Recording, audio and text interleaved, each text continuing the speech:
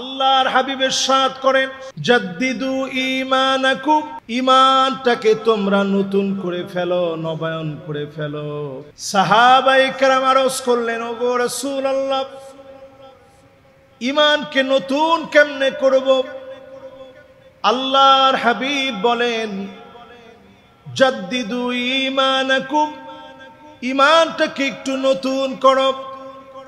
সাহাবীরা যখন প্রশ্ন করলেন, ঈমান নতুন হবে কেমনে?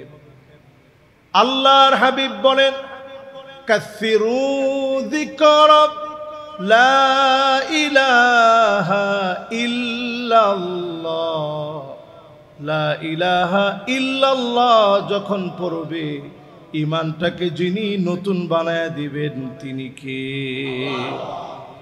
ঈমানকে যদি নতুন বানাতে হয়, লা ইলাহা ইল্লাল্লাহ বেশি বেশি করে পড়েন।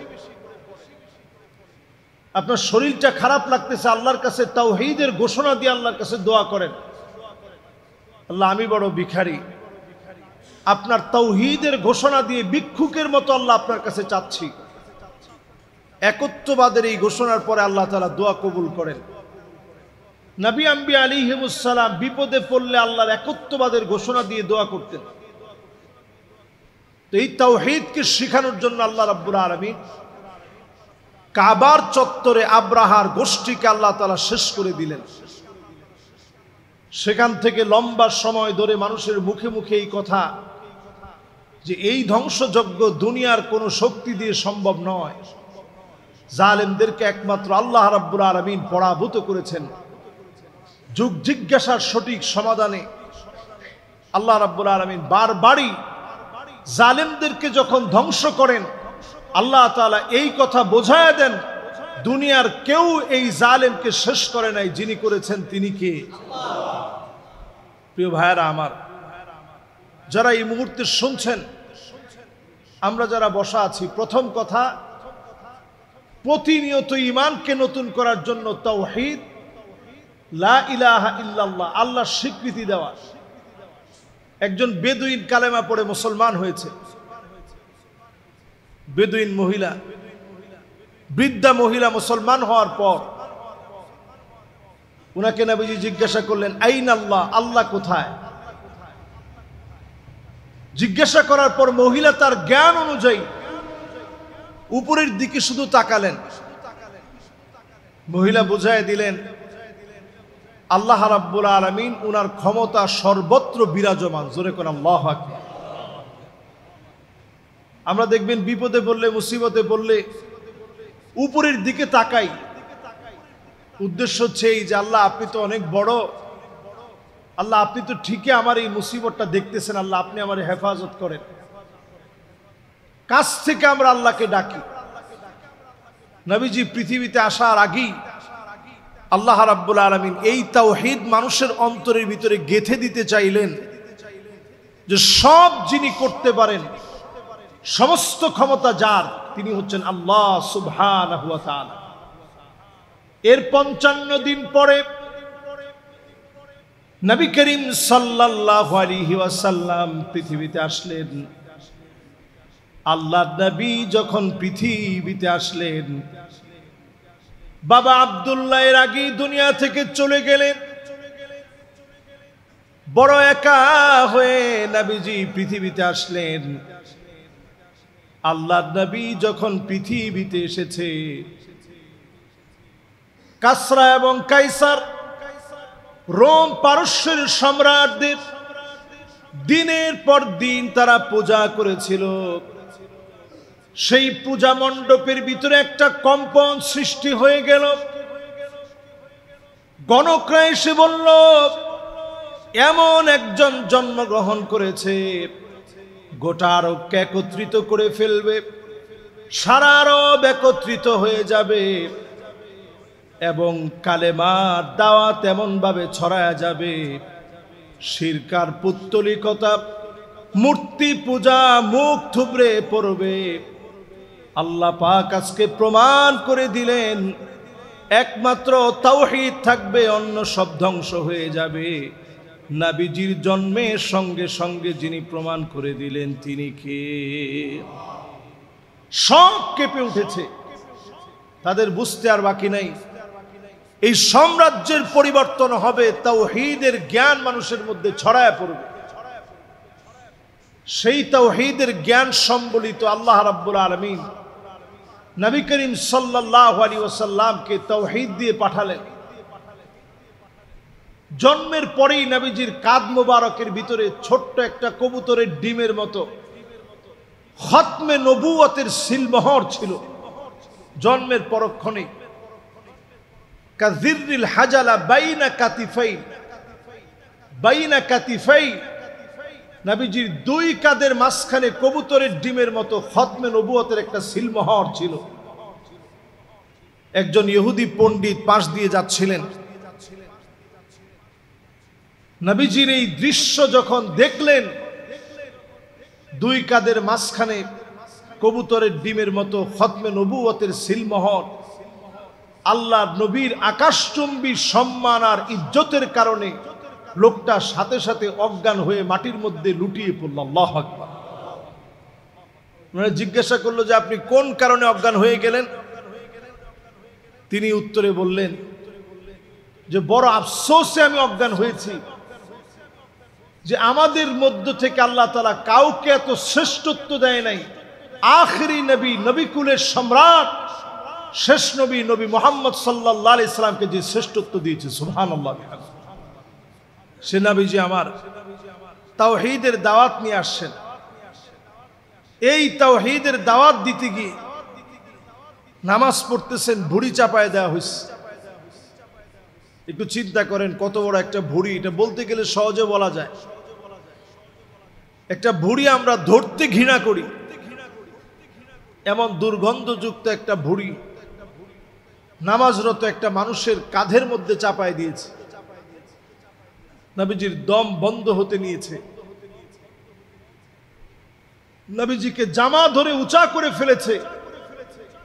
হযরতে আলী রাদিয়াল্লাহু তাআলা আনহু বলেন, আমি 11 বছরের একজন যুবক, আমি তাকায় দেখি Abu Jahl, Utba, Shayba, Utba bin Abi Muait সবাই মিলে আল্লাহর নবীকে কষ্ট দিচ্ছে। নবীজির এই কষ্টের সময় আমি সেই দিন চিনলাম আবু বকরকে। আবু বকর রাদিয়াল্লাহু তাআলা আনহু দৌড়ায় চলে আসছে, আল্লাহর নবীর পাশে এসে দাঁড়িয়েছে।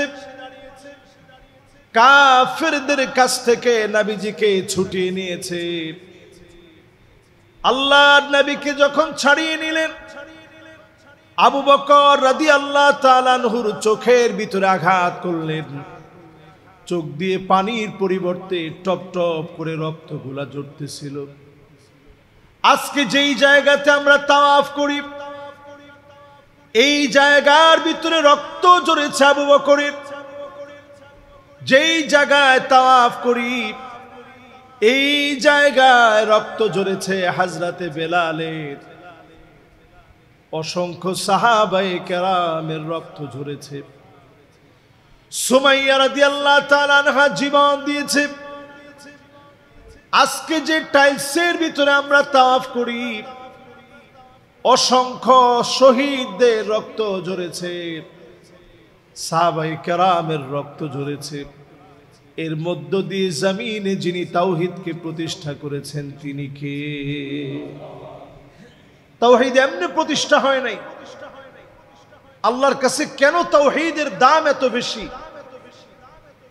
অধিকাংশ লোক আমরা লা ইলাহা ইল্লাল্লাহ অর্থ জানলেও বিশ্বাসে আমরা লা ইলাহা ইল্লাল্লাহ কতটুকু বিশ্বাস করি একটু চিন্তা করেন। আল্লাহ ছাড়া আমার কোনো ইলাহ নাই। নবী মুসা আলাইহিস সালাতু ওয়াস সালাম আল্লাহর কাছে জিকির করার জন্য সবচেয়ে দামি একটা কালেমা চাইলেন। আল্লাহকে বললেন, আল্লাহ এমন একটা কালেমা আপনি আমাকে দিবেন যেই কালেমাটা সবচেয়ে দামি। আল্লাহ পাক লা ইলাহা ইল্লাল্লাহ যখন জানায় দিলেন, নবী মুসা আলাইহিস সালাম বললেন, আল্লাহ এটা তো এমন এক কালিমা যেটা সবাই বলে, নতুন কোনো কিছু দেন। আল্লাহ জানায় দিলেন, নবী মুসা লা ইলাহা ইল্লাল্লাহর দাম যদি তুমি জানতে, সারা দুনিয়া একদিকে, লা ইলাহা ইল্লাল্লাহ যদি একদিকে রাখা হয়, লা ইলাহা ইল্লাল্লাহর পাল্লা যিনি ভারী বানায় দিবেন তিনি কে? এই জন্য যখনই শরীরের ভিতরে ক্লান্তি বোধ হবে, আপনি লা ইলাহা ইল্লাল্লাহ বলে ফেলবেন। আল্লাহ, আপনি ছাড়া আমার কোনো ইলাহা নাই, আপনি ছাড়া কোনো মাবুদ নাই। ইউনূস আলাইহিস সালাতু ওয়াস সালাম মাছের পেটের ভিতরে বিপদে পড়ে গেলেন। ওই মুহূর্তে আল্লাহ পাকের কাছে ফরিয়াদ করলেন, লা ইলাহা ইল্লা আনতা সুবহানাকা ইন্নী কুনতু মিনাজ জালিমিন। এই দোয়া পড়ার পর আল্লাহ পাক জবাব জানায় দিলেন, ফাস্তাজাবনা লাহু ওয়া নাজ্জাইনাহু মিনাল গাম্মি ওয়া কাযালিকা নুনজিল মুমিনিন। আজকেও যদি ঈমানের দাবি নিয়ে তাওহীদের ঘোষণা দিয়ে কালেমা পড়েন, আমাদেরকেও যিনি ঈমানের পথে অবিচল রেখে কবুল করবেন তিনি কে? তাওহীদের এই বিশ্বাস আল্লাহর কাছে এত দামি। নবীজি দুনিয়াতে আসার পূর্বেই লম্বা একটা সময় ছিল, এটাকে ফাতরা বলা হয়। ফাতরা মানে একটা নির্দিষ্ট সময়, যেই সময়টাতে এক নবীর পরে আরেক নবী আসার আগ পর্যন্ত একটা খালি টাইম। আল্লাহ তাআলা যখন এক নবী থেকে আরেক নবী আসার মাঝখানের যে খালি টাইম, ওই টাইমের লোকদেরকে আল্লাহ আযাব দেন না। কেন আযাব দেন না? কারণ নবী না পাঠায় আল্লাহ তাআলা আযাব দেন না। হাত্তা নাবআসা রাসূলা, আগে আল্লাহ রসুলদেরকে পাঠান, দাওয়াতের পরিবেশ সৃষ্টি করান, এরপরে আল্লাহ রাব্বুল আলামিন না মানার কারণে শাস্তি দিবেন। তো আল্লাহ রাব্বুল আলামিন মাঝখানের যে সময়টা, এই সময় আল্লাহ তাআলা শাস্তি দেন না। আগে আল্লাহ রাব্বুল আলামিন নবীদেরকে পাঠিয়ে এরপরে দাওয়াত দেওয়ার পর অবাধ্যাচরণ করার কারণে শাস্তি দিবেন। নবীজি পৃথিবীতে আসার আগেই আল্লাহ তাআলা তাওহীদের ঘোষণা দিয়ে দিলেন। এই তাওহীদের ঘোষণার উপরে কোরআনুল কারীমের সবচেয়ে সুন্দরতম ছোট সূরার একটি সূরা সূরাতুল ইখলাস। আমাদের কার কার মুখস্থ নাই একটু হাত তুলেন তো দেখি। সবার এই সূরাটা কম বেশি মুখস্থ আছে না সবার? প্রথম আয়াতটা কি? সুবহানাল্লাহ। দ্বিতীয় আয়াত, তৃতীয় আয়াত, চতুর্থ আয়াত। সুবহানাল্লাহ। এই সূরাটার কেমন দাম একটু চিন্তা করেন। এই সূরাটা এমন সূরা, কিছু ইহুদি এসে নবীজি সাল্লাল্লাহু আলাইহি সাল্লামকে বিরক্ত করতেছে। উনসুব লানা রাব্বাক, নবী আপনি আপনার রবের একটু পরিচয় দেন। মুহাম্মদ তুমি তোমার রবের পরিচয় দাও। আহুয়া মিন যাহাবিন, তোমার রব কি স্বর্ণের তৈরি? আম মিন খাশাবিন, না কাঠের তৈরি? নাউযুবিল্লাহ বলেন। আম মিন নুহাসিন, নাকি অ্যালুমিনিয়ামের তৈরি? এই কথা যখন বলা হলো, আল্লাহ পাক তৎক্ষণাৎ জিবরিল আলাইহিস সালামকে পাঠায় দিয়ে সূরা ইখলাস নাজিল করে জানায় দিলেন, কুল হুয়াল্লাহু আহাদ আল্লাহুস সামাদ লাম ইয়ালিদ ওয়া লাম ইউলাদ ওয়া লাম ইয়াকুল লাহু কুফুয়ান আহাদ। চারটা আয়াতের ভিতরে আল্লাহ নিজের পরিচয় দিলেন। কুল, হে রাসূল আপনি বলুন, হুয়াল্লাহু আহাদ, তিনি আল্লাহ একক, যার দ্বিতীয় কেউ থাকতে পারে না। বলেন আল্লাহু আকবার। আল্লাহুস সামাদ, তিনি অমুখাপেক্ষী, দুনিয়ার সবাইকে তিনি খাওয়ান, তিনি নিজে খান না। সবার চাহিদাগুলা তিনি পূরণ করেন। আল্লাহ কারো কাছে কোনো কিছু চাইতে হয় না। আমার আল্লাহর ভান্ডারটা এত বড়, লাউ ইন্না ইনসাকুম ওয়া জিন্নাকুম কামু ফি সাঈদিন ওয়াহিদিন, যদি সব মানুষ আর সব জিনগুলা একটা খোলা ময়দানে মিলিত হয়ে যায়, এরপরে যদি আল্লাহর কাছে চাওয়া শুরু করে, আল্লাহ আমার এটা লাগবে, আল্লাহ আমার সেইটা লাগবে, যদি চাওয়া শুরু করে দেন, নবীজি সাল্লাল্লাহু আলাইহি ওয়াসাল্লাম আমাদেরকে জানিয়েছেন, মা নাকাসা মিম্মা যালিকা ইনদি ইল্লা কামা ইয়ানকুসুল মিখিয়াতু ইযা উদখিলাল বাহর। সমুদ্রের ভিতরে একটা সুই প্রবেশ করিয়ে সেই সুইটা টান দিয়ে উঠালে যেমন সমুদ্র টের পায় না, আমার আল্লাহর বিশাল ভান্ডারটা এমন, আল্লাহ পাক যদি সবাইকে সবকিছু দান করে দেন, তারপর আল্লাহর ভান্ডার থেকে সামান্য কিঞ্চিত পরিমাণ কমবে না, একটু পরিমাণ সরে যাবেন। আল্লাহ, এত বিরাট আল্লাহর ভান্ডার। সূরা ইখলাসের ভিতরে আল্লাহ রাব্বুল আলামিন জানায় দিলেন, আল্লাহুস সামাদ, তিনি আল্লাহ অমুখাপেক্ষী, দুনিয়ার কারো কাছে কিছু চান না। সমাদুন শব্দের আরো একটা অর্থ হচ্ছে যার পেট নাই। দুনিয়ায় দেখবেন বিভিন্ন মূর্তিরও বড় বড় পেট আছে, মূর্তি যেরকম ওটার পেটও এরকম। আল্লাহ তাআলা বুঝায় দিলেন, দুনিয়ার আকৃতিতে যেইভাবে তোমরা মূর্তিগুলা বানাও, তোমাদের ধারণা যদি মূর্তি যেই মূর্তিটা বানানো হয়েছে, যার আকৃতির মূর্তি, ওটার পেটও তো এত বড় হতে হবে, কারণ তিনি যদি মানুষকে দিতে হয় তাহলে মানুষের চাইতে বড় হওয়া লাগবে। এই জন্য বড় বড় পেটওয়ালা মূর্তি বানানো হয়। আল্লাহ বুঝাই দিলেন, আল্লাহুস সামাদ, আল্লাহ পাক কেমন, যার কোনো পেট নাই, যার কোনো ক্ষুধা নাই, যিনি কখনো ঘুমান না, সমস্ত শক্তি থেকে সম্পূর্ণরূপে আল্লাহ রাব্বুল আলামিন পুত পবিত্র। একমাত্র তার কুদরতার ক্ষমতার কারণে সব ঘটে। আল্লাহ রাব্বুল আলামিন কারো কাছে কোনো কিছুর জন্য সাহায্য চাওয়া লাগে না। আল্লাহুস সামাদ দিয়ে আল্লাহর এই পরিচয় দিলেন দ্বিতীয় আয়াতে। 3 নম্বর আয়াতে কারীমাতে আল্লাহ তাআলা পরিচয় দিলেন, লাম ইয়ালিদ ওয়া লাম ইউলাদ, তিনি জন্মগ্রহণও করেন না, কাউকে জন্ম দেনও না। ইহুদিরা উজাইরকে আল্লাহ সন্তান বানিয়েছে, খ্রিস্টানরা ঈসা আলাইহিস সালাতু ওয়াস সালামকে আল্লাহ সন্তান বানিয়েছে। আল্লাহ রাব্বুল আলামিন একটি আয়াতে কারীমাতে পরিষ্কার করে দিলেন, কেউ আল্লাহর সন্তান হতে পারে না। আল্লাহ রাব্বুল আলামিন এমন এক সত্তা, যিনি জন্ম দেওয়া নেওয়া থেকে সম্পূর্ণ পুত পবিত্র। পড়েন আল্লাহু আকবার। এরপরে সব শেষে আল্লাহ রাব্বুল আলামিন বলছেন, ওয়ালাম ইয়াকুন লাহু কুফুয়ান আহাদ, দুনিয়ার কোন ব্যক্তি ক্ষমতায়, শক্তিতে, চিন্তায়, চেতনায় আল্লাহ সমকক্ষ হতে পারে না। আল্লাহর ক্ষমতা কেমন, মাঝে মাঝে আল্লাহ তাআলা দেখান যে আল্লাহর ক্ষমতাটা কত বিরাট।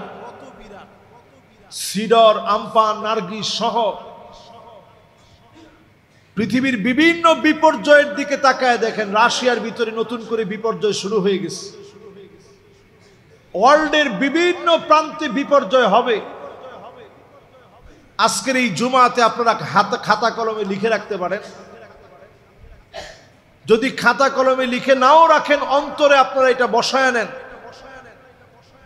আপনারা কিছুদিনের ভিতরে একটার পর একটা বিপর্যয় পৃথিবীব্যাপী আপনারা দেখবেন, এবং এই পৃথিবীটা অল্প কিছুদিনের ভিতরে দুর্ভিক্ষের দিকে যাবে। বিভিন্ন প্রান্তে দুর্ভিক্ষ শুরু হবে। এর অন্যতম কারণ এই, আমি কেমনে বুঝলাম দুর্ভিক্ষ হবে? এর কারণ হচ্ছে এই, আজকে আপনি ফিলিস্তিনের দিকে তাকায় দেখেন, এক একটা মানুষ ক্ষুধার যন্ত্রণায় কঙ্কাল সার হয়ে গেছে। মুসলমানরা তেমন কিছু করতে না পারায় খাদ্য পর্যন্ত পৌঁছাতে পারে না। এই জন্য বোতলের ভিতরে খাবার যতটুকু পারে, শুকনা খাবার ভরে, একটু চাল ভরে, একটু ডাল ভরে, এটা সমুদ্রের পানির ভিতরে ছেড়ে দিয়েছে। আল্লাহর জমিনের শ্রেষ্ঠ মানুষগুলো অভুক্ত অবস্থায় আছে। গত কয়েকদিনে এমন কয়েকটা ছবি দেখে আমি হতবাক হয়ে গেছি যে আসলে আমাদের করণীয় কি এই মুহূর্তে। এক একটা মানুষ তার পিঠগুলা পেটের সাথে লেগে গেছে, পেট পিঠের সাথে লেগে গেছে, চেহারার ভিতরে একটু গোশত নাই, সব হাড় বের হয়ে আসছে, জবানগুলা সব বন্ধ হয়ে গেছে। আল্লাহ রাব্বুল আলামিন এই সময়টাকে দেখবেন মাজলুমদের জন্য, যাদের মন কাঁদে না, যাদের চিন্তা হয় না, অবশ্যই মানুষগুলাকে যিনি ধরবেন তিনি কে? জাতিসংঘ আমার দেশে মানবাধিকারের নাম দিয়ে একটা উইং খুলতে চায়। আপনি চিন্তা করেন, আমার দেশে মানবাধিকার লঙ্ঘিত হয়। আপনি ফিলিস্তিনের দিকে তাকায় দেখেন, সেখানে মানবাধিকার লঙ্ঘিত হয় নাই। কাশ্মীরের দিকে আপনি তাকায় দেখেন, সারা ওয়ার্ল্ডের মাজলুম মুসলমানদের দিকে আপনি তাকায় দেখেন, যেই জায়গায় তারা মানবাধিকার সংস্থার নামে, জাতিসংঘ যেই জায়গায় গিয়ে একবার খুঁটি গেড়েছে, ওই জায়গায় তাদের নথিপত্র চাওয়ার মতো ক্ষমতার কারণে তারা যা ইচ্ছা তাই করবে। ইনভেস্টিগেশনের জন্য যে কোনো মুহূর্তে যে কোনো সিদ্ধান্ত নিবে। আমরা বাংলাদেশের আপামর জনসাধারণ এই কথা পরিষ্কার ভাষায় বলতে চাই, আমরা বাংলাদেশের তাওহীদপন্থী মুসলমান। এদেশের মুসলমানদের আর কিছু থাকতে পারে আর না পারে, মুসলমানদের ইমানি হিম্মত আছে।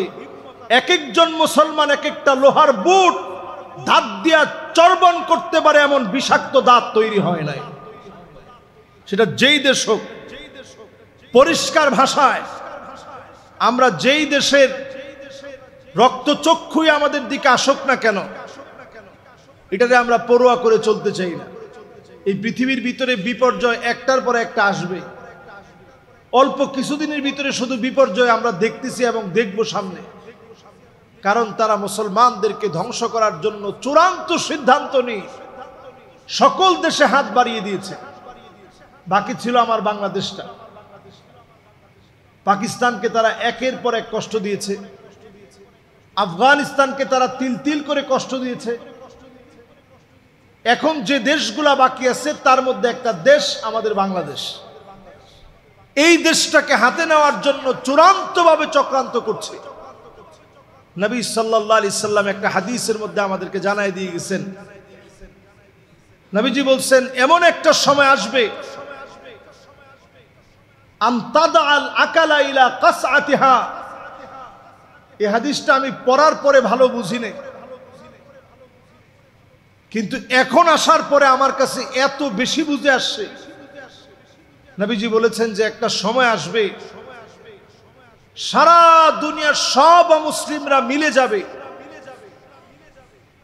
দস্তরখানায় যেভাবে খাদ্য বেড়ে মেহমানদারি করা হয়, যে ভাই এটা থেকে একটু নেন, এটা থেকে একটু নেন, এই খাবারটা একটু টেস্ট করে দেখেন। নবীজি বলছেন এইভাবে করে মুসলমানদেরকে জায়গায় জায়গায় মারা হবে। মেহমানদারি করানোর জন্য দস্তরখানায় যেভাবে খাদ্য বেড়ে রাখা হয়, এইভাবে আমার উম্মতদেরকে মারার জন্য সারা দুনিয়ার মুসলিমরা এক হয়ে যাবে। আজকে আমরা সেই সময়টা তাকিয়ে দেখতেছি, সারা দুনিয়া যেন এক হয়ে গেছে, মুসলমানদেরকে শেষ করতে হবে। দুর্বিষহ এই সময়ে ঈমান রাখা কতটা কঠিন হবে। নবী আলাইহিস সালাতু ওয়াস সালাম বলেন, ঈমান রাখা এত কঠিন হবে, হাতের ভিতরে একটা আগুনের যদি একটা আংরা রাখা হয়, কয়লা রাখা হয়, এটাকে নিয়ন্ত্রণ করা আপনি মানুষ হিসাবে, রক্ত গোশতের মানুষ হিসাবে আপনার জন্য যেমন কঠিন, শেষ জামানায় ঈমান টিকিয়ে রাখা এমন কঠিন। এই চ্যালেঞ্জিং সময়ে ইমানটারে যদি আপনি টিকায় রাখার চেষ্টা করেন সওয়াব কেমন।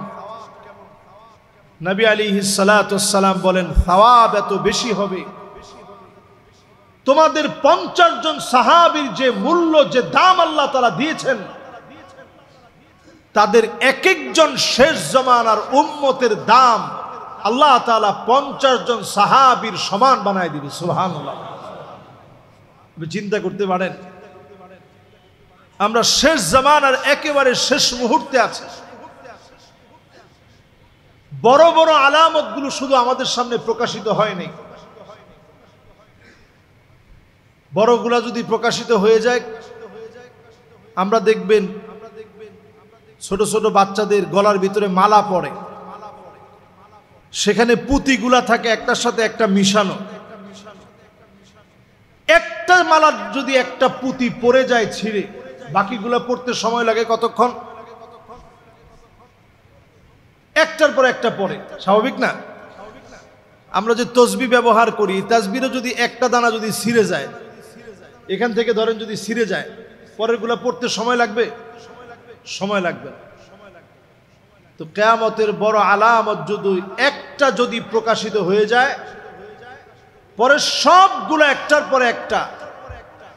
এই তসবিহ থেকে পড়লে যেমন সময় লাগে না, মালা থেকে পড়লে যেমন সময় লাগে না,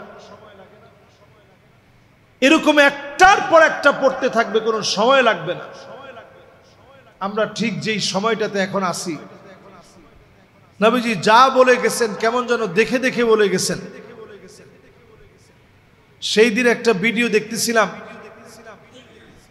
বাপ মায়ের হাতে সন্তান মারা গেছে। সন্তান নেশা করে, বাপ মা সহ্য করতে পারে না, আঘাত করেছে, মারা গেছে। বাপ মা নিজেকে আত্মসমর্পণ করেছে পুলিশের হাতে। এরকম সেম ঘটনা কালীগঞ্জে, গাজীপুরে আমরা গত বছর দেখেছি, রমজান মাসে সম্ভবত এরকম ঘটনা ঘটছে। কিয়ামতের আগে এমন বিভৎস ঘটনা জায়গায় জায়গায় ঘটবে। সন্তানের হাতে মা বাপ মারা যাবে, শহীদ হবে। ভাইয়ের হাতে ভাই খুন হবে। এই দৃশ্যগুলা বাড়বে, বিপর্যয় বাড়বে। এমন দৃশ্য মানুষ দেখবে যেটা আগে দেখে নাই, কল্পনাও করতে পারে নাই। এমন দৃশ্যগুলা দেখবে। নবী আলাইহিস সালাতু ওয়াস সালাম আমাদেরকে সতর্ক করে বললেন, ওয়ায়াকুনুল ইসলামু গরীবা, সারা দুনিয়ার ভিতরে মুসলিমদেরকে মারা হবে, রক্তপাত ঘটানো হবে। এমন সময় চলে আসবে, জায়গায় জায়গায় মুসলমানেরা মার খাবে। সবাই মুসলমানদেরকে দুর্বল মনে করবে, শক্তিহীন বলে মনে করবে। সারা দুনিয়ার ভিতরে বিপর্যয় যখন হবে, এরপরে আল্লাহ নবীর উম্মতদেরকে আল্লাহ দামি বানায়া দিবে। ইমানের পরীক্ষার উপরে যারা টিকবে, শেষ সম্বল ইমানকে পুঁজি করে আল্লাহর যে গোলামেরা ইমানের পথ ধরে চলবে, তাওহীদের উপরে থাকবে, তাওহীদ আর ইমানের কারণে যিনি মাফ করে দিবেন তিনি কে? জন্য তাওহীদের শিক্ষা বড় দামি। নবীজিকে যখন কাবা চত্বরে জুলম করা হচ্ছিল, নবীজি কখনো বদদুয়া দিতেন না, কিন্তু ওই যে নামাজের সময় নবীজির কষ্ট দিচ্ছে, নবীজি ওই দিন আর সাথ দেন নাই। তায়েফের ময়দানে নিজের শরীর থেকে রক্ত ঝরেছে, নবীজি প্রতিশোধ নেওয়ার জন্য বদদুয়া করে নাই, কিন্তু নামাজের ভিতরে ডিস্টার্ব দিলে নবীজি সহ্য করে নাই। নবীজি ওই দিন উঠে আল্লাহর কাছে বলছে, আল্লাহুম্মা ইয়াকা আবা জাহাল, আল্লাহুম্মা ইয়াকা উতবা, আল্লাহুম্মা ইয়াকা শাইবা, আল্লাহুম্মা ইয়াকা উতবা বিন মুঈদ।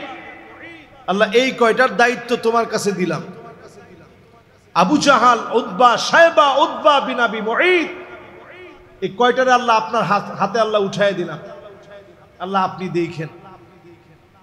নবীজি এই কথা বলছেন, বদরের প্রান্তে দেখা গেল সবগুলা নাস্তানাবুদ হয়ে পড়ে আছে। নবীজি গিয়ে জিজ্ঞাসা করতেছে, হাল ওয়াজাদতুম, আজকে কি তোমরা পাইছো? ওমর রাদিয়াল্লাহু তাআলা আনহু বলতেছে, ইয়া রাসূলুল্লাহ, এগুলো তো সব লাশ হয়ে আছে, এরা কি পাবে? এরা কি শুনে? আল্লাহর নবী বলতেছেন, হ্যাঁ এরাও শুনে। সেই দিন আল্লাহ রাব্বুল আলামিন সবগুলোকে শেষ করে দিলেন। আল্লাহ তাআলা প্রমাণ করে দিলেন কাফেরদের শক্তি বেশিক্ষণ স্থায়ী হয় না। আজকের এই সময়ের বদদুয়া বেশি দিন সময় লাগবে না, অল্প সময়ের ভিতরে আল্লাহ তাআলা একটা সুদিন দিবেন। মুনাফিকদেরকে আল্লাহ তাআলা চিহ্নিত করে দিবেন, মুনাফিকরা সমাজের ভিতরে চিহ্নিত হয়ে যাবে। মুমিনদেরকে আল্লাহ রাব্বুল আলামিন চিহ্নিত করবেন। এই মুবারক আজকের জুমআতে, সফর মাসের 6 তারিখে আজকের জুমআতে নবীজি সাল্লাল্লাহু আলাইহি সাল্লামের জীবনী থেকে তাওহীদের অংশ দিয়ে শুরু করেছি। নবীজি দুনিয়াতে আসার আগেই আল্লাহ তাআলা এই জমিনের মানুষকে জানিয়ে দিয়েছেন তাওহীদের একজন ঘোষক এই পৃথিবীতে আসবে। তিনি হচ্ছেন নবিকুলের সম্রাট মুহাম্মদুর রাসূলুল্লাহ সাল্লাল্লাহু আলাইহি সাল্লাম। ওনার পিঠের মাঝখানে আল্লাহ তাআলা একটা সিলমোহর দিয়ে দিলেন। আল্লাহ বুঝাইয়া দিলেন, আমার পেয়ারা হাবিব খাতামুন নবিয়্যিন, তারপরে কোন প্রকার নবী রাসূল আর আসবে না। এই খাতমে নবুয়তের সিলমোহর প্রাপ্ত নবী, সমস্ত নবিকুলের সম্রাট পেয়ারা হাবিব মুহাম্মদুর রাসূলুল্লাহ সাল্লাল্লাহু আলাইহি সাল্লামের উম্মত হয়ে আল্লাহ রাব্বুল আলামিন আমাদেরকে সুন্নত মেনে চলার তৌফিক আল্লাহ তাআলা দান করুক। পড়েন আমিন।